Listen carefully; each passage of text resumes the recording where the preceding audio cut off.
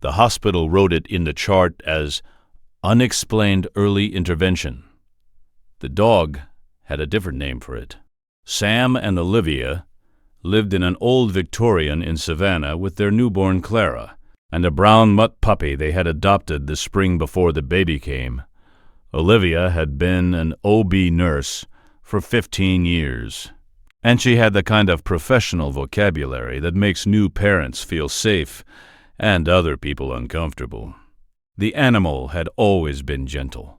People used the word sweet. The veterinarian had used the word unusually attuned, which neither of them had thought much about at the time. The first night it happened, the Brown Mutt Puppy would not leave the doorway. He stood there with his head lowered, ears forward, his whole body angled toward Clara as if he had heard something nobody else had. Olivia stepped over him to get into the room. He did not move. She nudged him with her foot. He still did not move.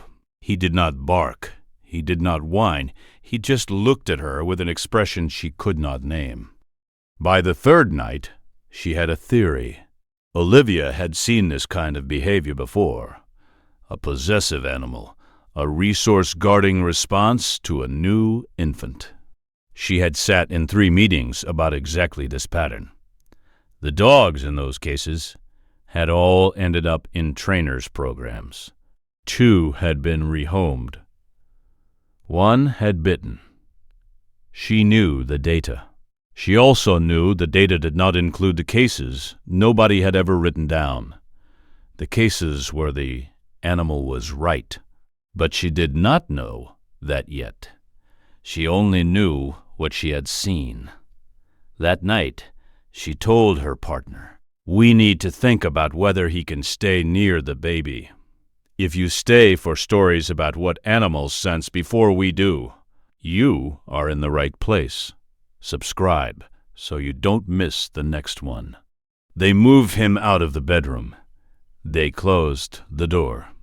Sam agreed too quickly, the way partners do when they don't want to argue about something that scares them. The Brown Mutt Puppy sat on the other side of that closed door for 40 minutes. They could hear him breathing. They could hear him shifting his weight. Then he started to scratch, not a panicked separation anxiety scratch. A steady, deliberate one, as if he were doing a job he had been given, and would not stop until it was finished. They put him in the laundry room.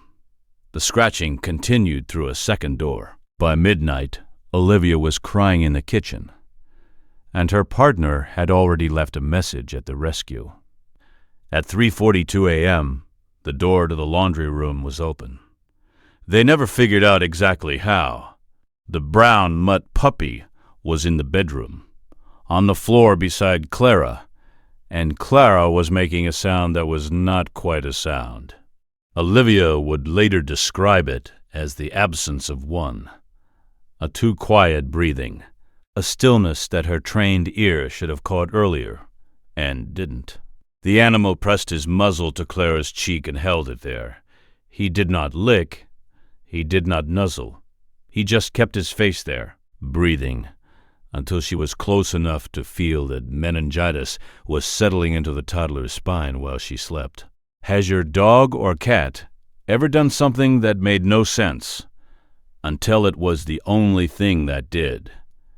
Tell us in the comments. These stories deserve to be heard. The ER attending used the word fortunate. Then he used another one. Whoever caught it at the edge of the window, he said. Another 30 minutes and we would be having a very different conversation. He looked at the chart. He looked at Olivia. He asked the question every attending in that hospital had been trained to ask before they signed the paperwork. What made you check? She did not answer for a long time. Then she said, "The Brown Mutt Puppy."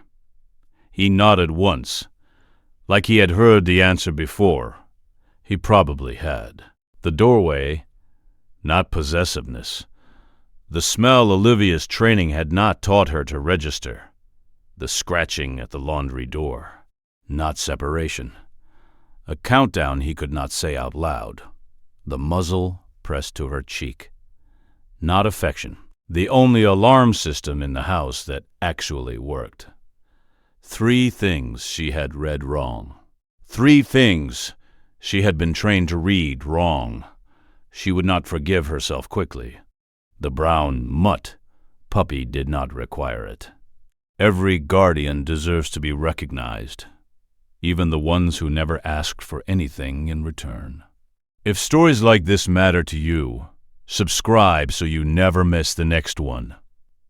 He came home 2 days later. They opened the door and he walked past them both without looking. The way an old soldier walks past a parade he had already served in. He went directly to Clara's room, lay down beside the crib, and exhaled.